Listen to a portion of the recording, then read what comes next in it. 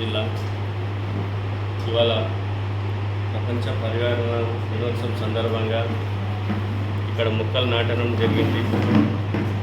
ప్రజలందరూ చూస్తూనే ఉన్నారు. ఈ మధ్య ప్రపంచమంతా ఎట్లా వేడెక్కిపోతుంది, తుఫాన్లు వస్తున్నాయి. చెట్లు లేక అర్బనైజేషన్ బంగ్లాలు కట్టి ఖాళీ స్థలాల్లో ఎక్కడ ఖాళీ స్థలం ఉంటే అక్కడ బంగ్లాలు కట్టేసి చెట్లన్నీ పీకేస్తున్నారు, హైవేలో కానీ కాలనీలో కానీ.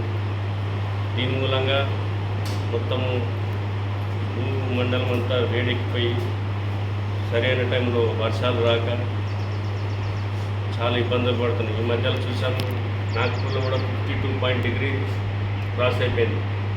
కాబట్టి ఇదంతా మన స్కూల్ కాలేజ్ నుంచి ప్రతి ఒక్కరు ప్రతి ఇంట్లో చెట్లు నాటాలి.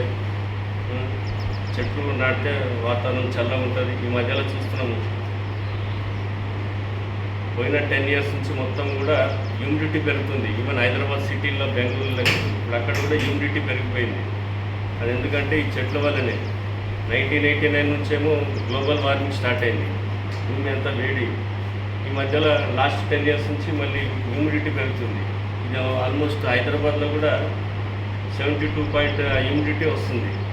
చెమట అంతా జస్ట్ లైక్ కోస్టల్ ఆంధ్ర.